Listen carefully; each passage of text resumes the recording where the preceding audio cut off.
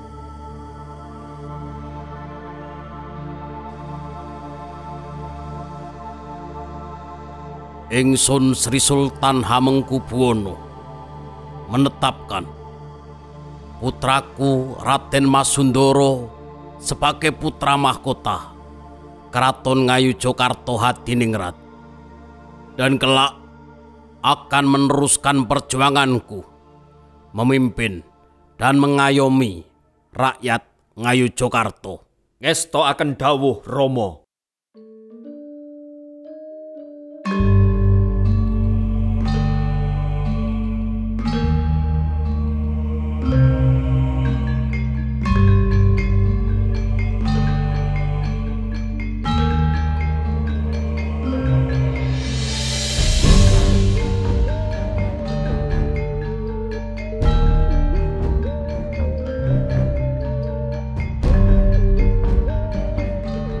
Wahai rakyatku kawula Ngayogyakarta Hadiningrat, selama ini kita masih hidup di bawah bayang-bayang kumpeni yang selalu merongrong kekuasaan raja dan berbuat demi kepentingan mereka sendiri, sehingga sangat menyengsarakan kawula Ngayogyakarta Hadiningrat. Maka aku berjanji akan membebaskan kawula Ngayogyakarta dari perbudakan dan kolonialisme. Segala bentuk penjajahan harus pergi dari wilayah ini.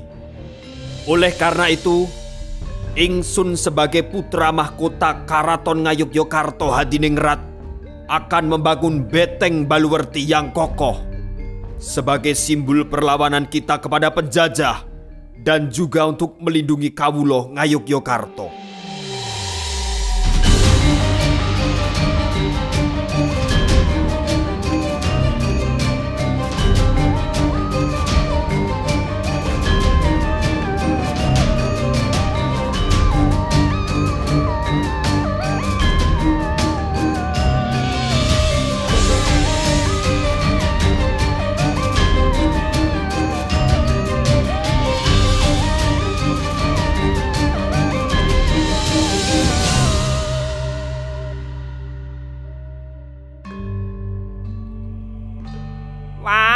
Wah, Jan. Bungah tenan aku. Raden Masundara wis kelakon jumeneng nata ing Ngayogyakarta Hadiningrat kanthi asma ngarsa dalem sampeyan dalem ingkang sinuwun Kanjeng Sultan Hamengkubuwana Senopati ing Ngalaga Ngabdurrahman Sayyidin Panatagama Khalifatullah ingkang jumeneng kaping kalih ing Ngayogyakarta Hadiningrat. Wah, jan ngalah berkah tenan iki. Rahayu. Wah, lah kok kowe apal temen to, Mbah? Karo asmane ngerso dalem. Ning aku yo melu seneng kok, Mbah.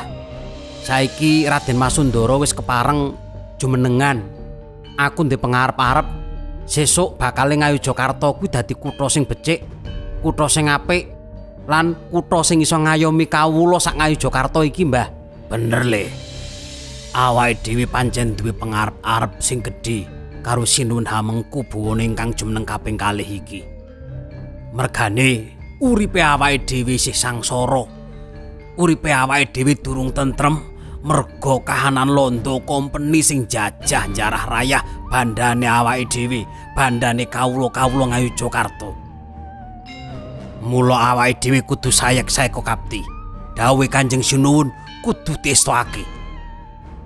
Lan maneh aku karo kowe kudu tansah nenuwun ana ngarsaning Gusti. Muga-muga Raden Masundara kaparingan umur panjang supaya panjenengane bisa paring pengayoman, gawe tentrem lan gawe kabahagyaning para kawula saindenging Ngayogyakarta.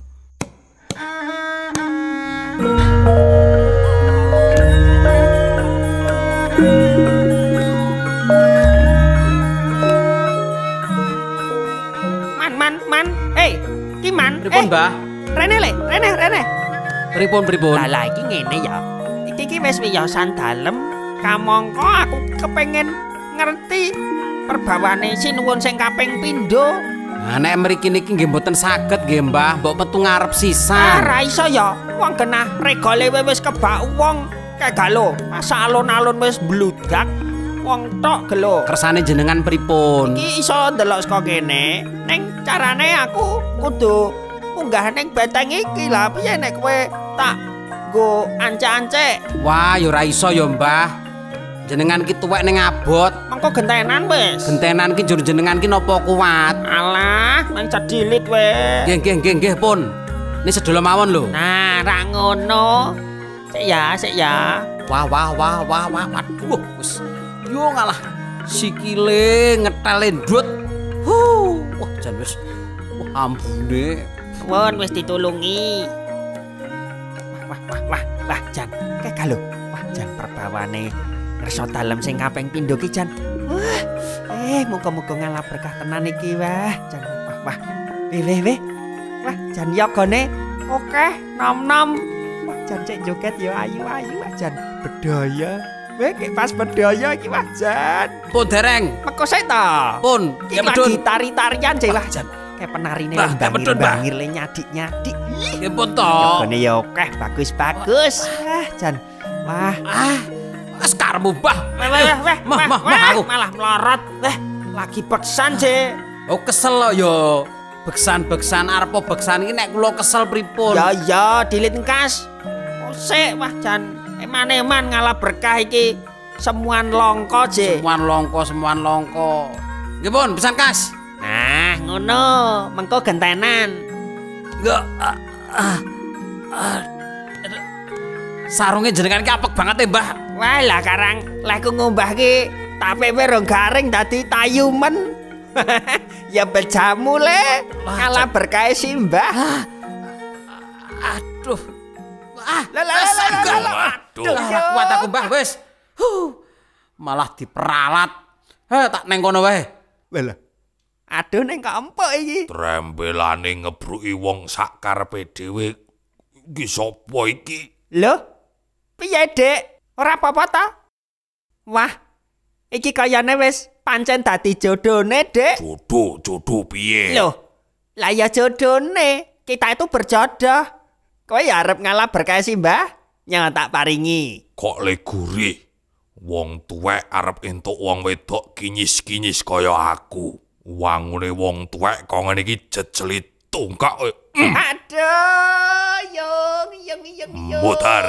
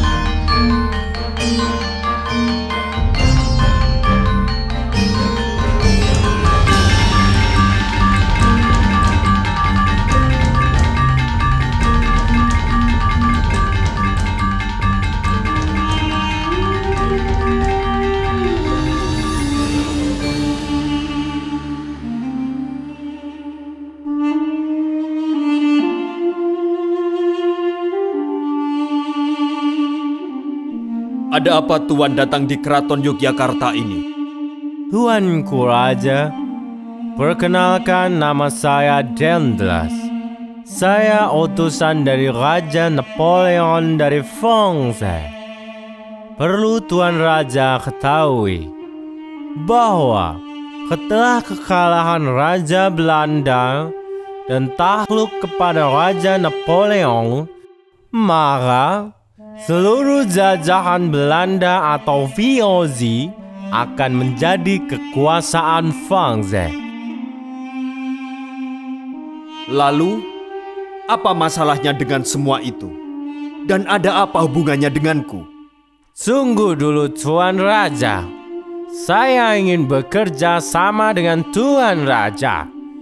Karena VOC mempunyai wilayah Yogyakarta ini, maka saya akan meminta kepada Tuan Raja untuk bersedia menyerahkan pengelolaan semua hutan, perkebunan, dan juga pertanian kepada kami.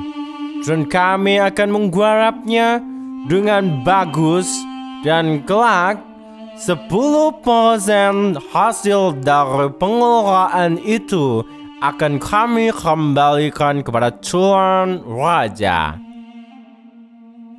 Perlu kalian ketahui bahwa Ingsun Sri Sultan Hamengkubuwono II tidak pernah tunduk dengan VOC. Dan VOC tidak mempunyai kuasa apapun di Yogyakarta. Kalau di tempat lain VOC berkuasa, silahkan. Tetapi di Yogyakarta akulah yang berkuasa. Kalian jangan harap bisa memanfaatkan kekayaan yang kami miliki.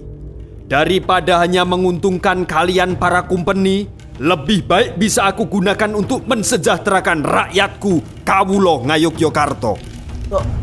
Tetapi Tuan, Tidak ada kata tetapi. Lebih baik Tuan pergi dari sini. Karena tujuan Tuhan di sini sudah dipastikan tidak akan membawa hasil. Monggo. Saya menghormati Tuan sebagai tamu.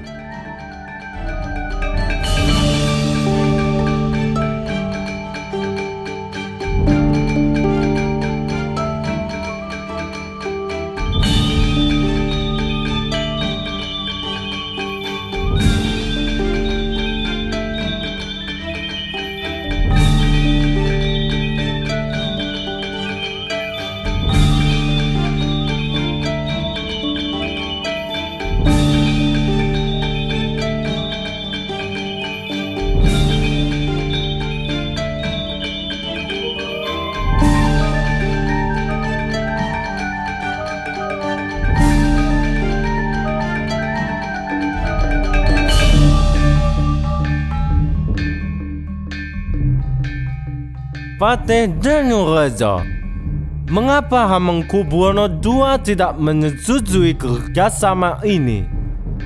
Kalau semuanya tidak berhasil, maka saya akan mendapat hukuman dari pemerintahan Prancis. Tunggu dulu, Tuan. Tunggu dulu. Jangan berkecil hati. Aku mempunyai ide. Bagaimana kalau Pangeran Surojo, putra Sinuwun Hamengkubuwono yang kedua, kita jadikan raja? Dengan kita jadikan raja, maka kita akan lebih mudah untuk membujuk dia supaya menurut kepada company. Apakah benar seperti itu, Patih Danurejo? Lalu, bagaimana caranya untuk menjadikan raja Pangeran Surojo? Gampang, Tuan, sangat gampang. Kita gertak saja Sinuwun Hamengkubuwono II untuk menyerahkan tahtanya kepada Pangeran Surojo. Dengan kekuatan militer 3.300 prajurit dari Prancis dan juga company, aku yakin Sinuwun Hamengkubuwono akan takut dan dia akan menyerahkan tahtanya kepada Pangeran Surojo. Nanti saya yang akan membujuk supaya Sinuwun Hamengkubuwono menyerahkan tahtanya. Baiklah, akan kulakukan supaya Hamengkubuwono II menyerahkan tahtanya.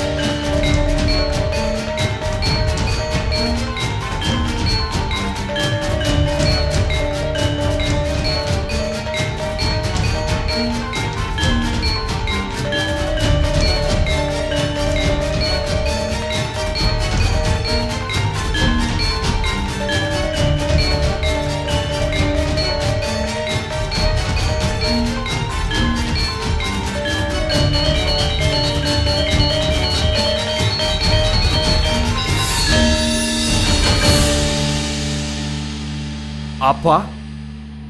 Dendles mau menyerang kita dengan 3.300 prajurit?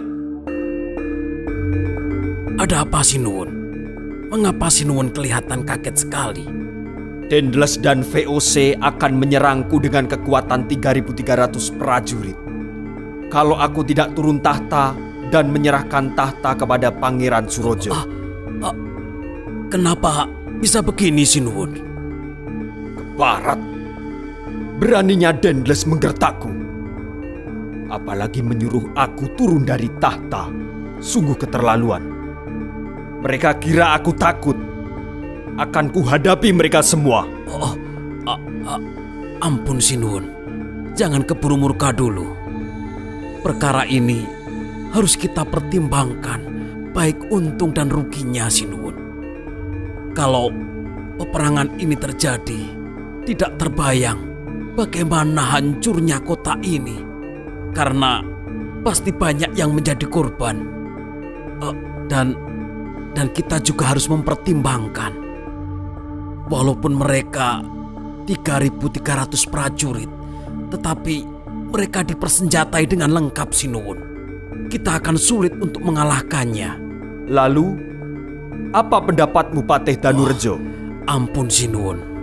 Kalau menurut saya, lebih baik kita sanggupi dulu permintaan Dendles dan VOC.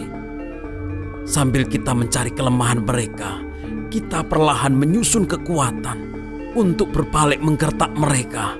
Setelah kita kuat dan mampu mengusir mereka, Sinuwun bisa naik tahta kembali menggantikan Pangeran Surojo. Apakah lebih baik seperti itu, Patih Danurejo? Benar, Sinuwun. Karena keadaan kita belum siap. Saya takut jika terjadi peperangan, kelak rakyat semakin sengsara, Sinuwun. Aku merasa ada yang aneh dengan peristiwa ini. Baiklah, akan kuturuti mereka. Patih Danurjo, persiapkanlah penobatan putraku Raden Masurojo sebagai raja di Ngayogyakarta Hadiningrat. Oh, injih, ngestakaken dawuh sinuwun. Keparang hamba undur diri untuk menyiapkan segalanya.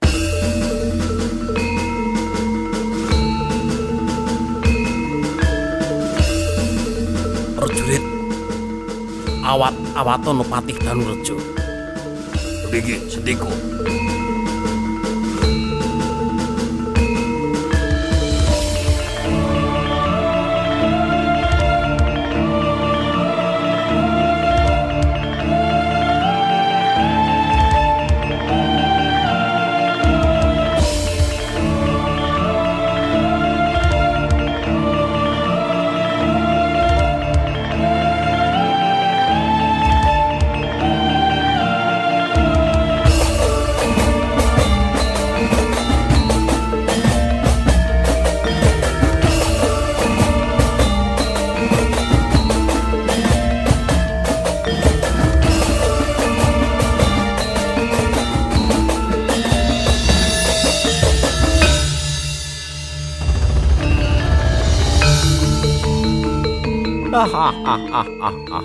Patih Danurjo, kamu sungguh pintar.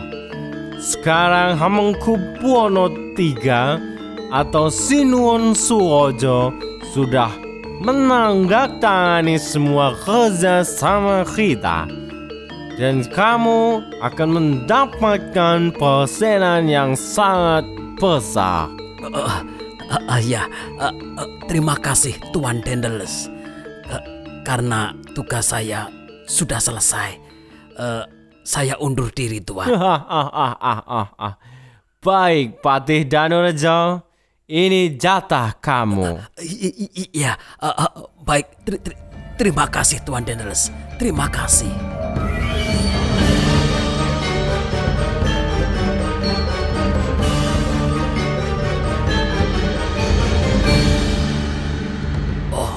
Tuan Daedalus, saya menghadap. Saat ini, Pangeran Raffles dari Inggris membawa tentara sepoi yang sangat banyak. Mereka sudah menuju Yogyakarta. Apa? Raffles dari Inggris membawa tentara sepoi ke Yogyakarta? Oh, ini gawat. Tidak.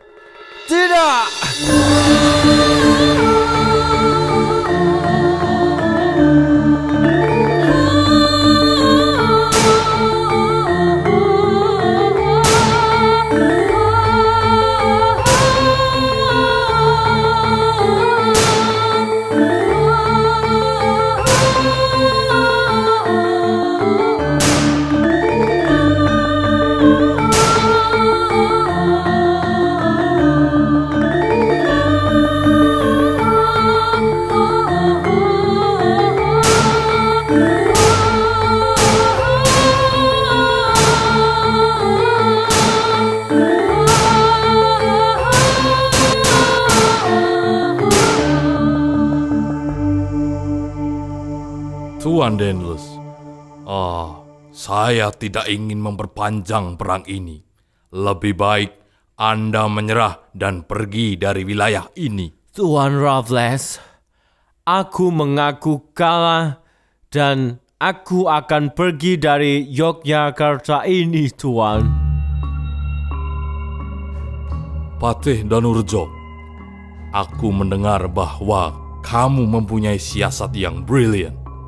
Oleh karena itu, aku memerintahkan kamu untuk memuluskan semua rencanaku.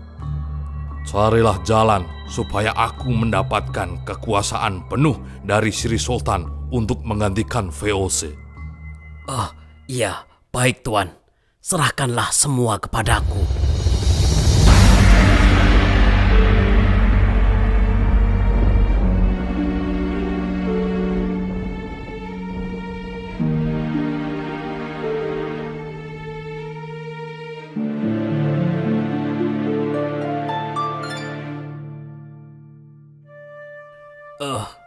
Sinuwun, saya membawa surat yang berisi pelimpahan kekuasaan dari VOC kepada Tuan Raffles. Setelah Daedalus kalah dengan tentara Inggris, maka Tuan Raffles meminta kepada Sultan untuk menyetujui Inggris mengelola semua hasil hutan, perkebunan, pertanian, dan juga Inggris menaikkan pajak yang harus dibayar oleh rakyat untuk pemerintahan Inggris. Mengapa? Mengapa kesepakatan ini sangat memberatkan Kawula Ngayucokarta? Menurutku ini tidak adil, Paman. Ya, benar. Itu adalah kesepakatan sampah yang seharusnya dibakar di hadapan mereka semua. Ayah, Diamlah putraku. Selamanya kamu akan menjadi boneka kalau dirimu tidak mempunyai ketegasan memimpin negeri ini. Maka saat ini pemerintahan Ngayogyakarta Hadiningrat saya ambil alih kembali. Dan sekarang aku yang akan memberikan kewenangan kebijakan di wilayah ini. Pangeran Sundoro. Diam kau Patih Danurjo. Pengawal, tangkap pengkhianat ini dan hukum dia. Pangeran, ampun Pangeran.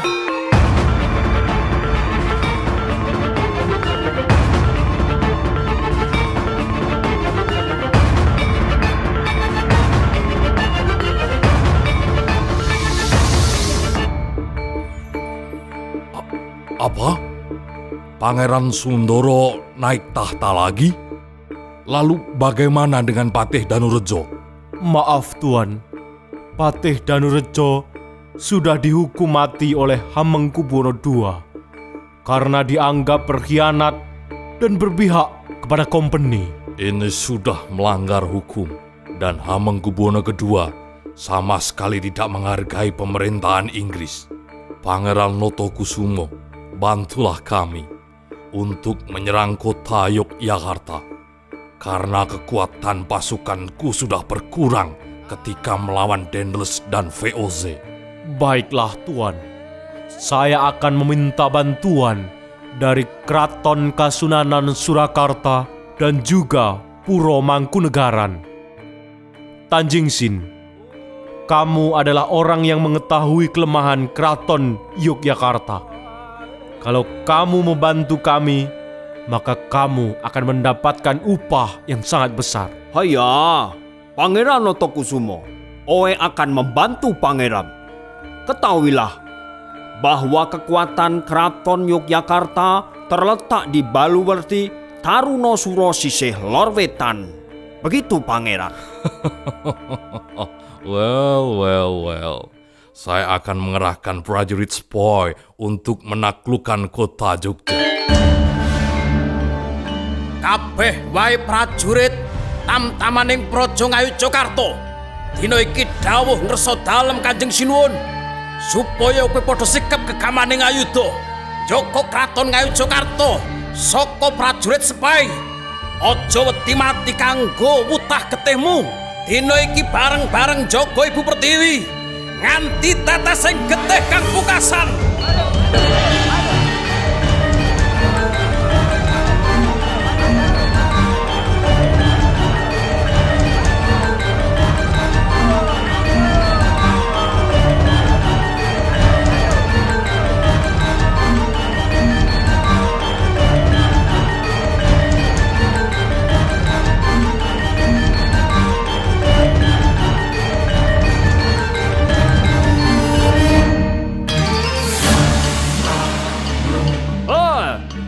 Sare hate koru ham Yogyakarta bele selerenge naspate keni talye dia.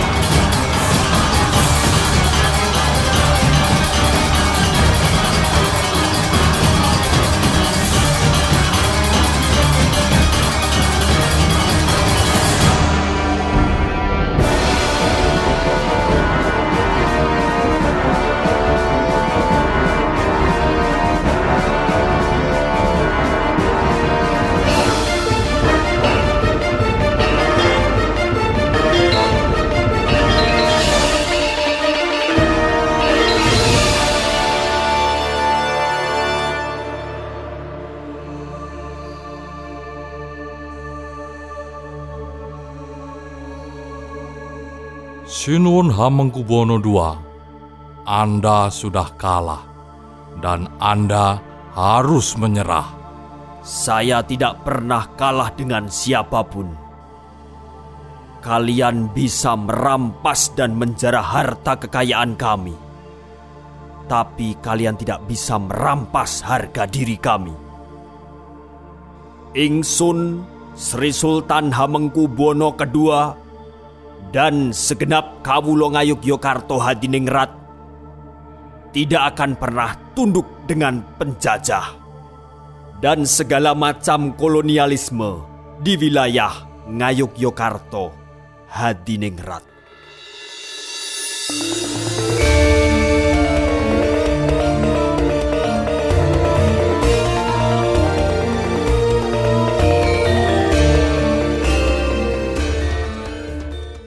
Salam budaya, lestari budayaku.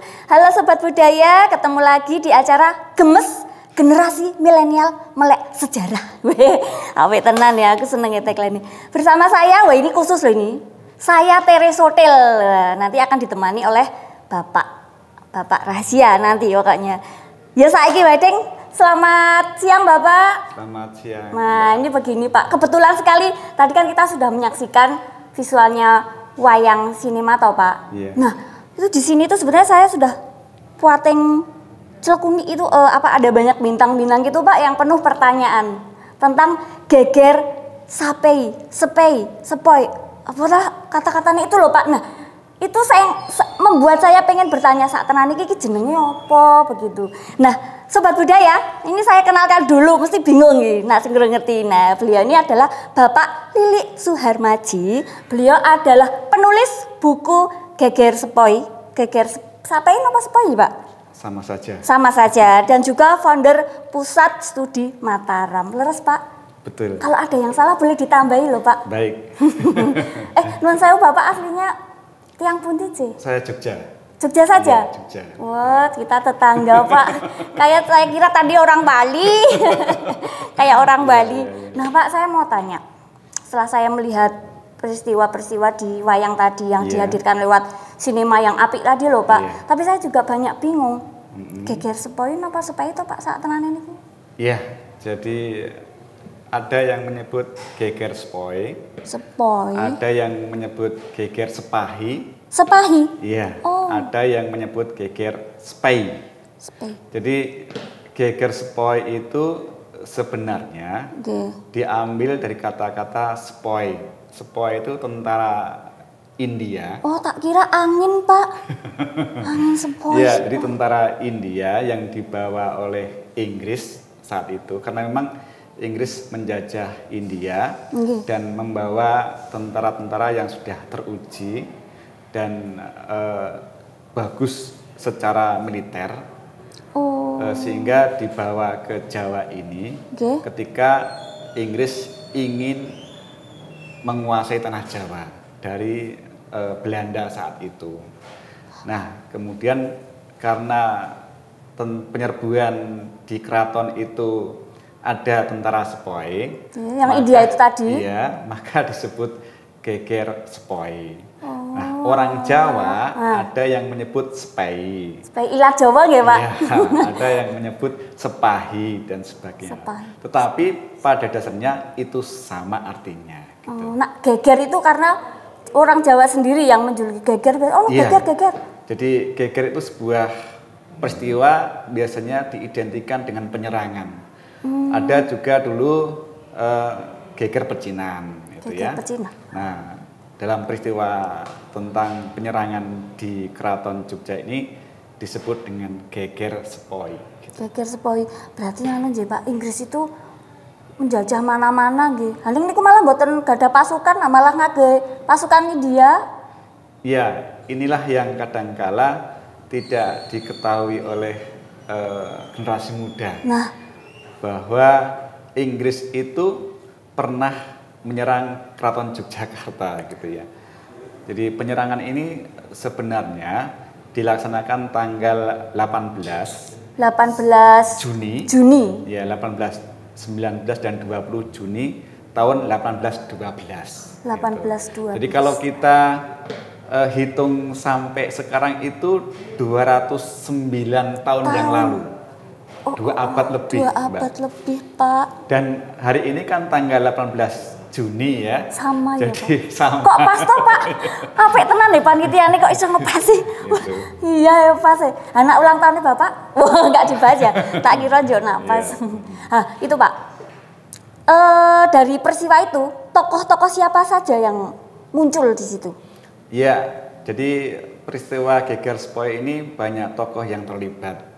Salah satunya yang kita sebut dan sebagai tokoh penyerangan itu misalnya Raffles. Raffles itu sebagai letnan gubernur sebenarnya. Gubernur jenderalnya itu Lord Minto yang ada di India sana. Nah, Raffles diberi tugas oleh Lord Minto untuk menguasai Jawa dari penjajahan Belanda itu. Sehingga tokoh utama di sini Raffles. Di samping Raffles, dari pihak Inggris juga ada residen namanya John Crafoord. John Crafoord ini orang Skotlandia, tetapi dia luar biasa, bisa bahasa Jawa halus, bisa Jawa kuno, dan dia ahli sejarah Mataram. Luar biasa ini John Crafoord. Buatan ngagem ta atau Pak? John Travolta, bukan ya? Bukan. John Travolta. Nah, uniknya John Crafoord ini latar belakangnya seorang dokter. Dan dia asli Skotlandia. Makanya banyak sejarawan yang mengatakan bahwa penyerangan Inggris ke Keraton Jogja ini adalah sebuah globalisasi saat itu. Karena memang banyak negara yang terlibat. Gitu. Iya ya. Bantu Inggris ya Pak? Iya, di samping John Crafoord juga tentunya Sultan Hamengkubuwono II. Itu yang dari Jogja, yang terlibat peristiwa itu? Iya. Sultan Habib kedua. Sultan Habib kedua. Kemudian panglima perangnya Raden Tumenggung Sumodiningrat. Itu panglima perangnya itu. Dari Jogja yang juga putra Sultan Hamengkubuwono I, Pangeran Notokusumo juga terlibat gitu ya. Dan orang Cina namanya Tan Jingxing itu juga terlibat. Ya. Jadi inilah kadangkala sejarah kita di Jogja ini luar biasa, Mbak. Iya.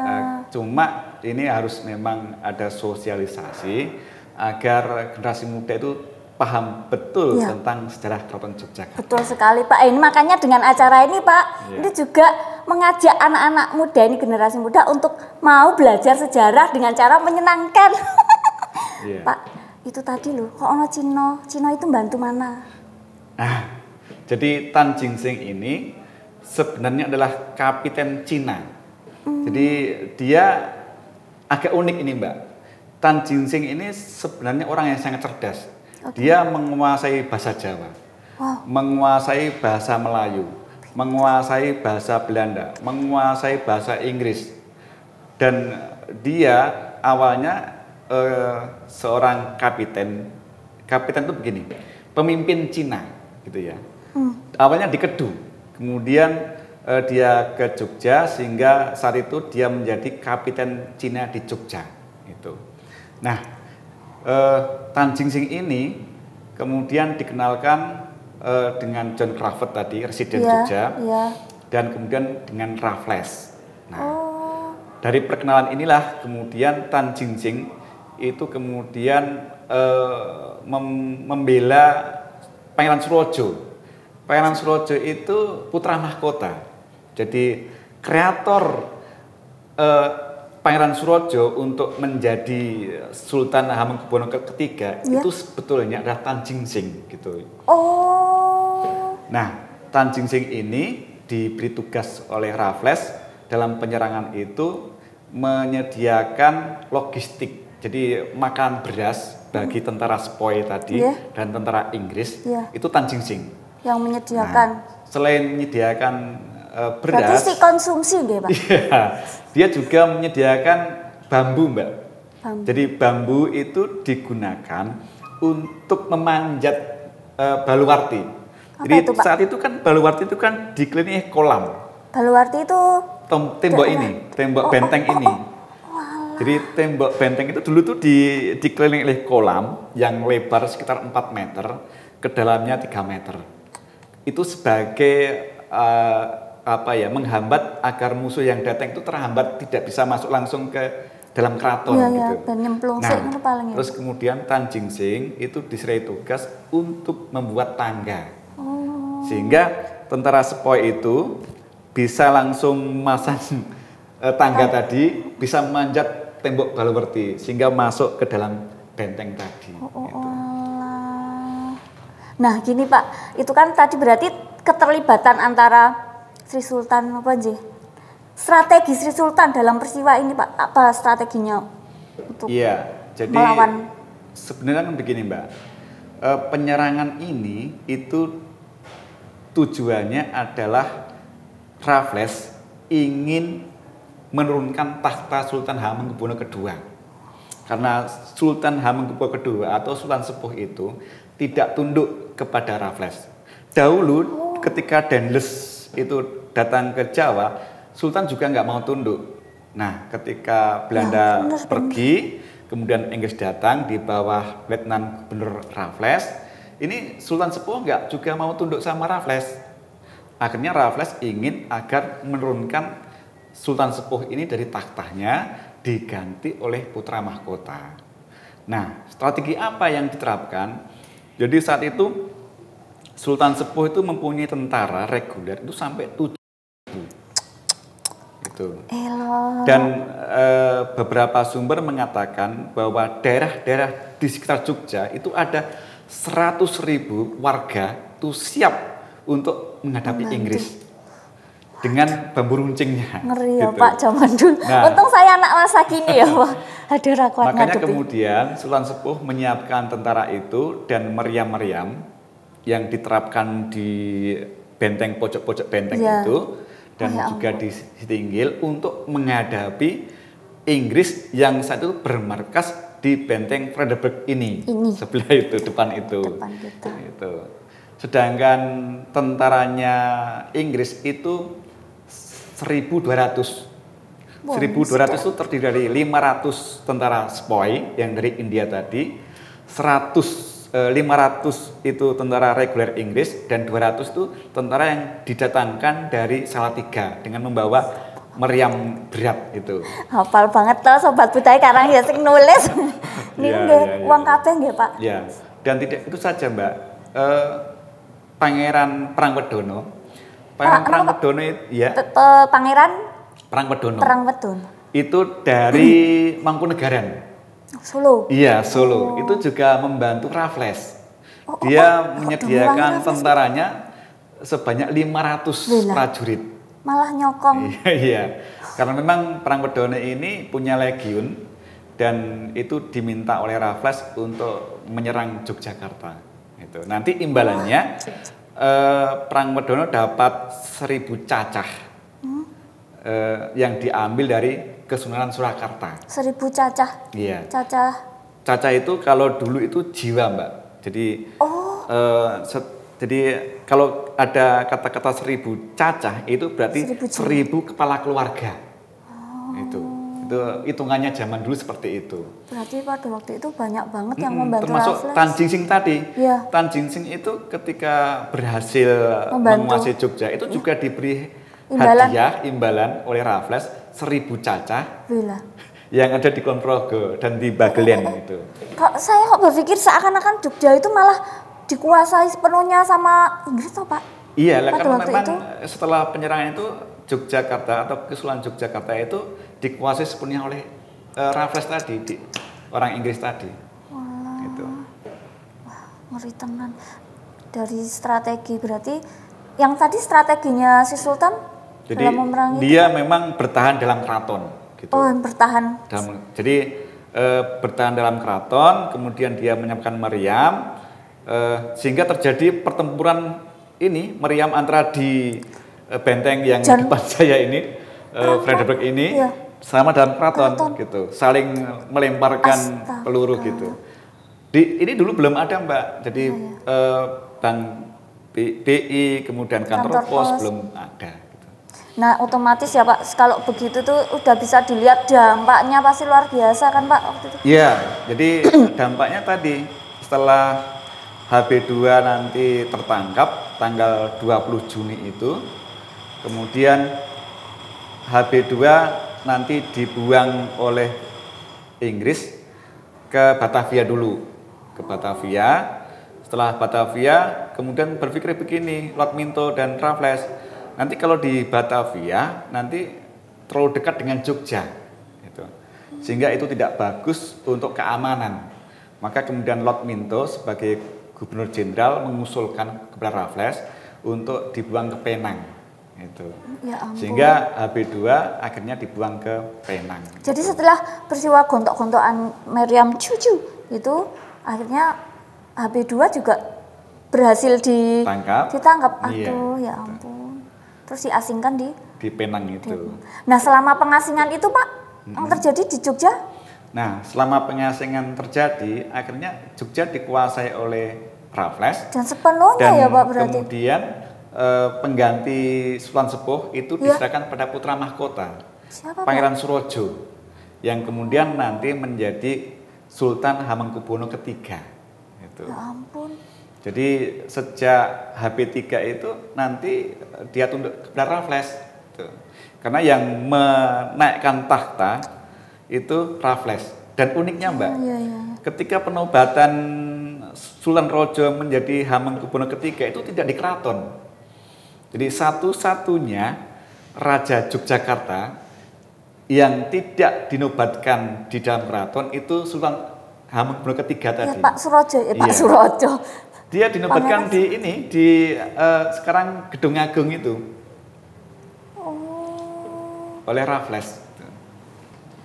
Nah, Sobat Budaya, aduh saya tuh sebenarnya pengen banyak sekali bertanya-tanya lagi, tetapi karena waktunya sudah habis. Nah, terakhir Pak, saya ingin Bapak menyampaikan sesuatu poin atau apa yang bisa kaula muda, generasi milenial ini mendapat sesuatu dari peristiwa ini, Pak. Baik, jadi begini Mbak, Sultan Sepuh atau Sultan Hamengkubuwono II itu statusnya itu sangat tinggi saat itu. Dia sebagai Raja Kesultanan Yogyakarta. Nah, apa yang kita petik dari peristiwa itu? Jadi kita harus mengambil hikmah keteladanan Sultan Sepuh itu. Dia rela, ya, dia rela kemapanannya itu terhempas demi apa? Demi harga diri Kesultanan Yogyakarta. Dia bisa jadi misalnya menyerah sama Raffles, ya, dengan syarat dia tetap jadi raja, gitu. Tapi dia tidak mau mapan tapi terinjak-injak. Betul. Nah, kita bisa memetik sebagai generasi muda bahwa kemapanan itu harus juga melihat lingkungan kita, ya. Jadi jangan sampai karena kemapanan kita tidak peduli dengan lingkungan, kita tidak peduli dengan masyarakat yang kita hadapi. Nah, inilah yang harus kita petik dari Sultan Hamengkubuwono II. Itu dia merelakan tahtanya, merelakan di penjara atau diasingkan ke Penang demi harkat dan kejayaan Kesultanan Yogyakarta. Terima kasih sekali Pak Lili. Semoga generasi milenial, saya mewakili kalian semuanya. Semoga kita bisa meneladani sikap dari HB kedua ini. Dan itu pasti juga masih bisa kita lakukan di masa-masa sekarang ini ya Pak ya. Tentu saja karena masih banyak sekali peristiwa-peristiwa sejarah lainnya ya Pak ya. Dan itu pasti akan membuat penasaran generasi milenial untuk supaya terus ingin tahu piye nak sejarah iki piye, sejarah Jogja seiki piye gitu. Makanya jangan kemana-mana, tonton terus program Gemes Generasi Milenial Melek Sejarah di akun YouTube Dinas Kebudayaan Kota Yogyakarta. Salam budaya, lestari budayaku. Hai Sobat Budaya, gimana? Menarik kan? Persembahan kami pertunjukan wayang milenial yang bercerita tentang sejarah. Tentunya kalian menjadi lebih mudah dan menyenangkan dalam belajar sejarah. Untuk itu, tunggu episode-episode selanjutnya dari kami. Salam budaya, lestari budayaku.